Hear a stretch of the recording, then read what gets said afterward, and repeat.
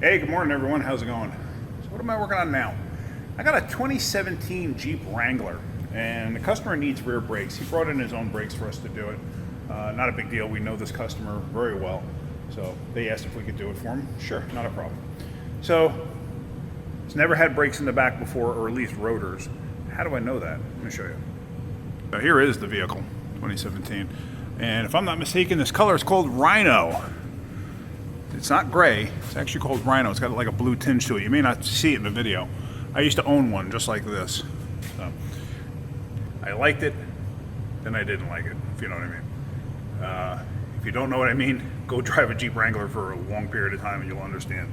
It's a Jeep thing, you wouldn't understand. Anyway, so onto the rotors.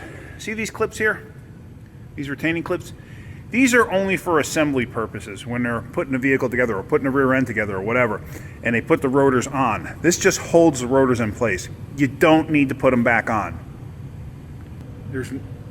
Break them, whatever, it doesn't matter. You don't have to put them back on. I know people that meticulously take them off and then put it back on. Why? The wheel holds it on. It's just for assembly purposes. That's it, nothing else.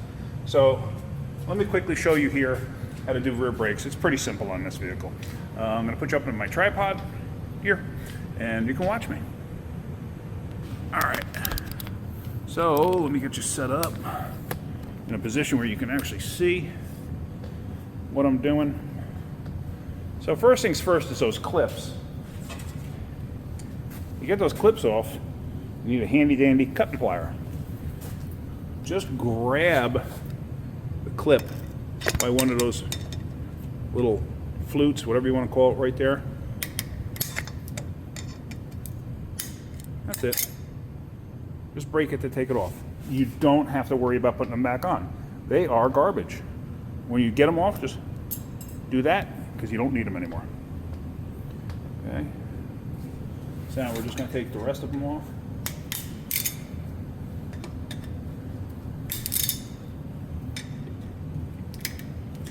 I'm sure somebody out there will cry that I did this and, oh, you shouldn't put it back on. No, you don't have to. No reason for it. All right, so next step, caliper. Now I'm coming in behind Jaden. Jaden had already looked at this. I don't know what he's done, if he's done anything.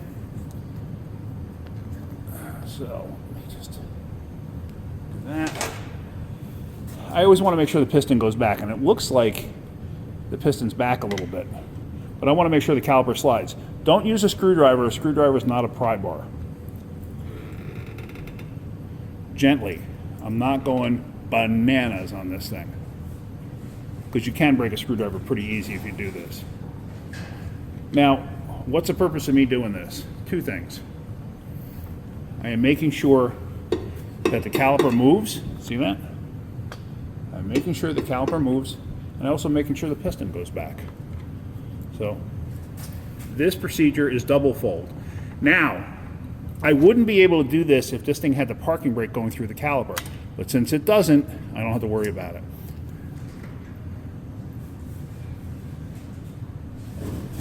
So now I'm slowly just depressing the caliper piston. You can use a piston depressing tool or whatever. No need to on this particular vehicle. Now this was obviously grinding on the inside pads, so it was probably ready to lose that pad. All right, so now I think, therefore I am. I think these are 13s. Yes, these are 13s. Okay. The inside is turning, so I need to get something that'll hold the inside of this. A lot of times, believe it or not, you can just use like a screwdriver, like so, and I put downward pressure on it, like so. Doesn't work all the time, but it does work sometimes. And I will usually never pull one bolt completely out. I will leave it part of the way in, and that's just to stabilize the caliper.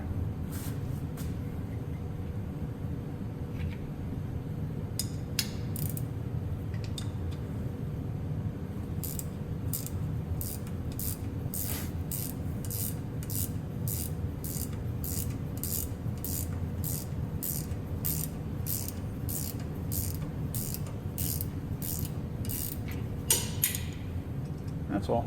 They come right out. Now, the factory uses Loctite on these, and I never actually fully understood why. Now, this is not a heavy caliper at all.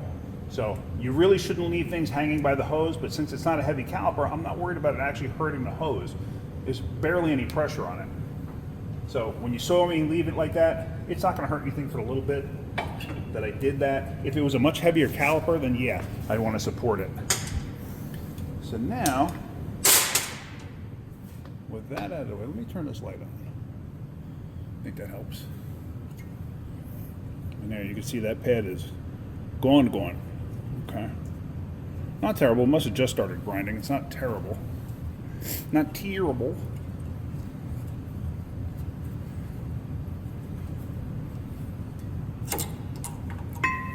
Let the old pads out. So now you have the inside retaining bolts. One up here, one down here. Gonna break those free. Now, what size are they? Are they 17s? I don't have a regular box wrench here. I have only these gear wrench style wrenches. It's an 18.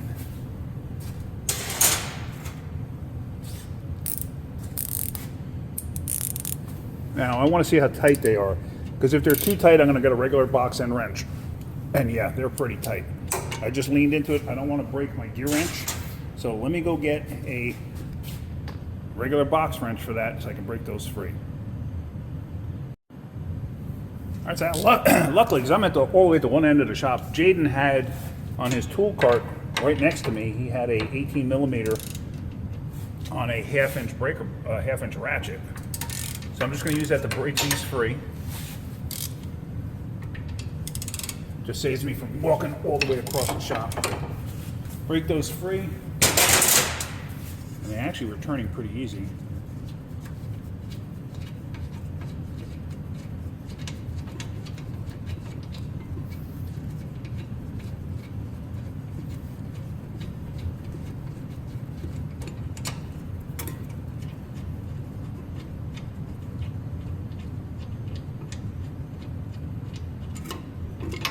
Take the bolts out, caliper bracket comes off. All right. Now this, it has clips. Can you see this? It's got a clip here, no clip here, it's missing, and a clip here. So hopefully the new pads came with clips because the customer supplied it. So I am not quite sure. Now, will the rotor just pop off? No, I'm gonna have to get a hammer. All right, hang on a second. Let me grab a hammer.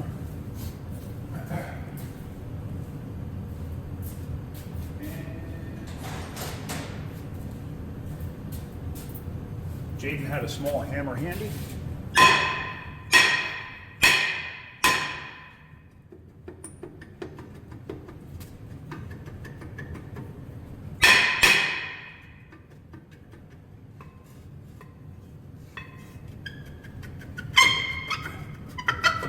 There we go. It's off. No big deal. That's the one real good benefit about living where I live. Rust is not a huge deal. So let me go grab the parts from the customer and let's start putting this together. All right, so the customer supplied brakes are slotted vented rotors. Not my first choice, that's for sure. And if you notice, if you get these, they are marked rear passenger side.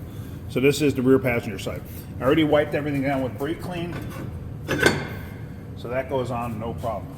What I need now is I need to get a wire brush because I got to clean the caliper bracket and put new clips in there. So hang on 1 second again. All right, so let's do this. Get you set up. So here we have the caliper bracket. I'm going to pop these old clips off. Most of the times I will reuse clips if I can, but since this thing already had one missing, I'm going to replace these.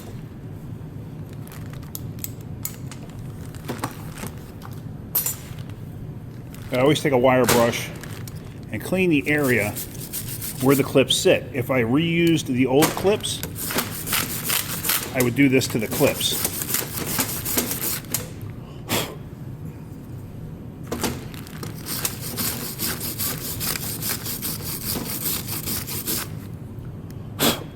Don't breathe that stuff in. Although if you've been a mechanic as long as I have, that's all you've been doing your whole life is breathing that stuff in. So these clips are directional. Make sure you put them in the right spot.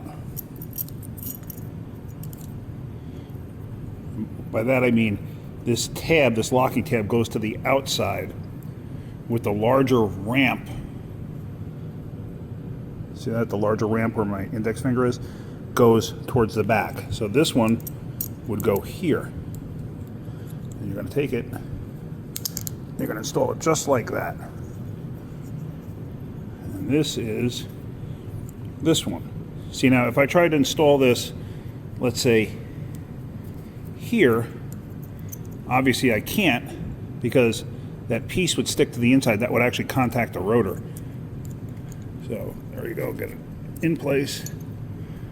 Sometimes they're a little bit of a bear to get in place, like this one is being a little bit of a bear.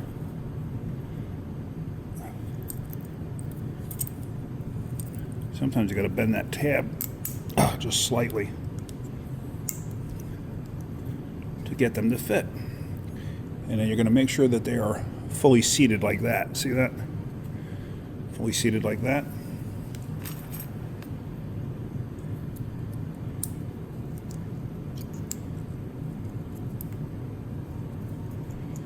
There's no right or wrong way to do this as long as you get them on.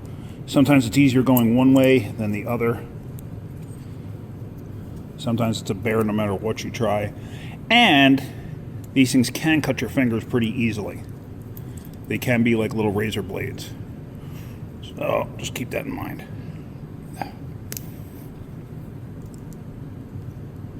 Yeah, this one's being an absolute bear.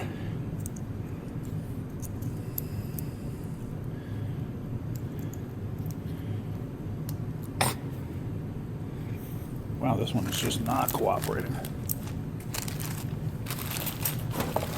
Take my handy dandy little pry bar here, aka hammer.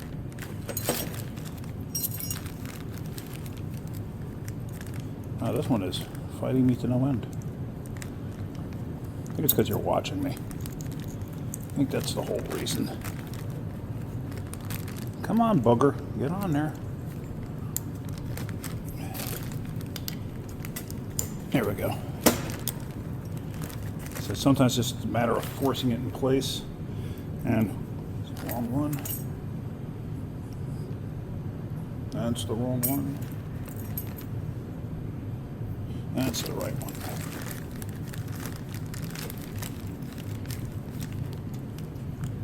Like I said, it's whatever works for you to get it in place, get the job done.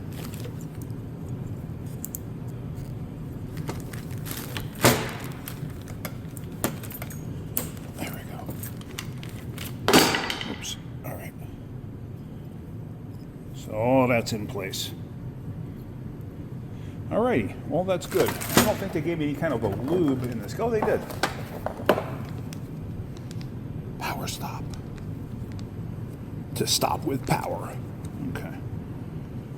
Is there like a little cut tab on here? No, that's good.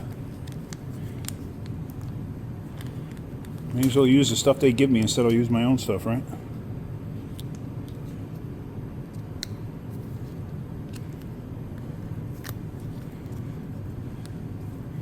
All I'm doing is just putting a little dabble on each point. Just going to wipe it in with my finger, like such. Because you definitely don't want to go bananas on here. You just want a little bit, nothing extreme.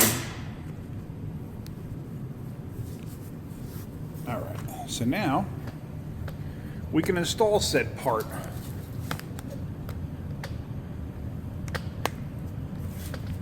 I'm going to do is get you like this.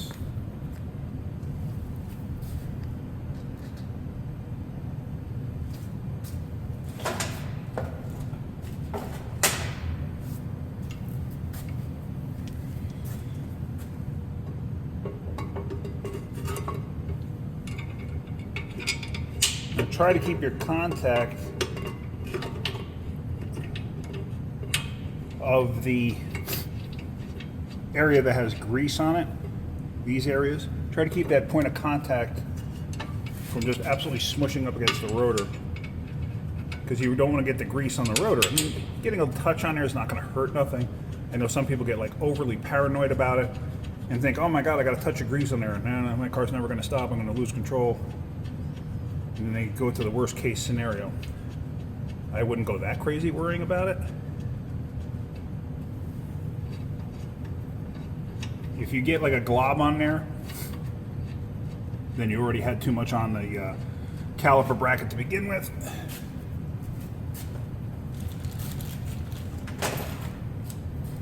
All right, so let's tighten this up.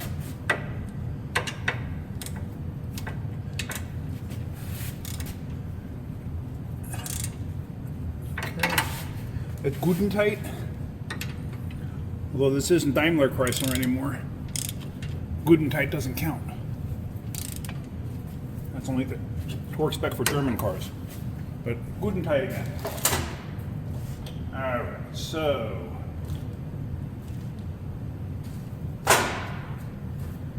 we have got the inner pad. There's the squealer. The squealer faces the point of first contact on the rotor, which on this is down. How do I know that's the point of first contact? Well, let me explain that. Hold on. Let's see if I can get that in place. Point of first contact is basically the rotor's rolling forward, basically rolling that way. Follow what I'm saying? It goes in that direction. So the point of first contact is the bottom.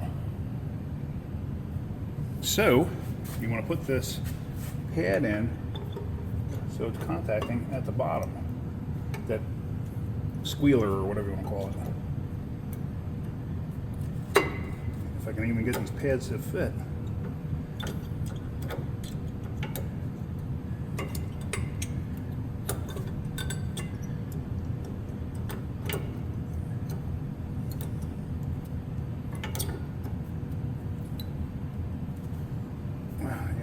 That doesn't want to fit very well. About the outside pad. Okay, the outside pad, it's a tight fit. A lot of times too, in the casting of brake pads, these tabs sometimes will get a burr on them or something and keeps it from going in place nicely.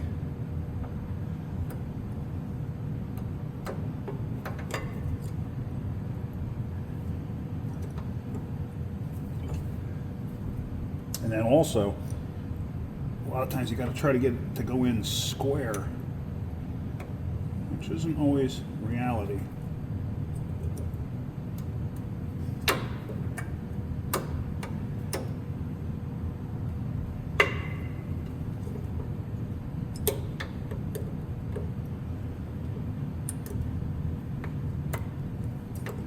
I may have to actually file down on this pad slightly, because I cannot get it to fit in place.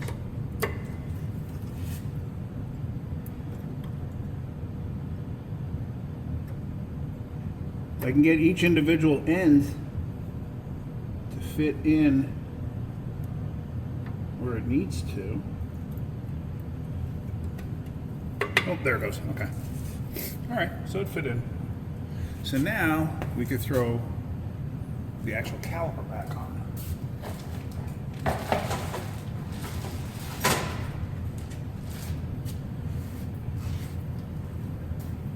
So usually what I do too is I take my fingernail and I just run it in here where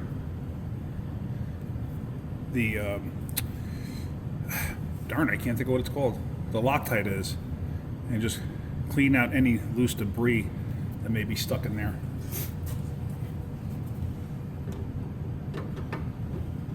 We already know the pins move. We verified that before.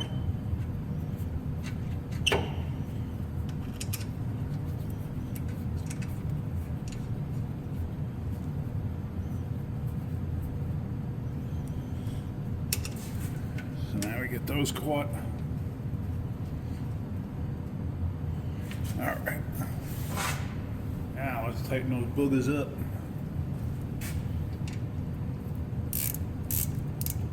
A lot of times you can just hold it with your finger going back in. Sometimes you can't. Sometimes it wants to roll. Sometimes you got to put a wrench on it. I like the screwdriver trick because a lot of times this is a very narrow point in here, so you can't get a wrench to sit nicely in there. Not all times, depends on the vehicle. All right, they're good and tight.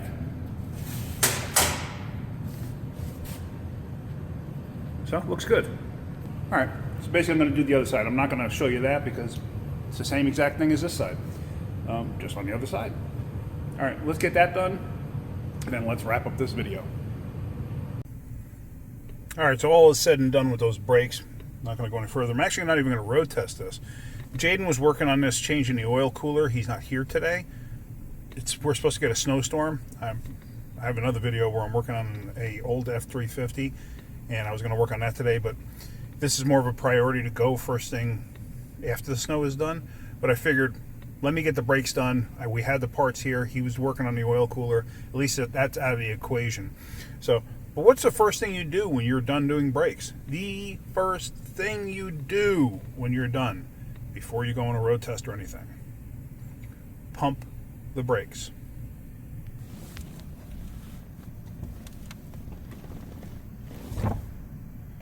Even though it's not running.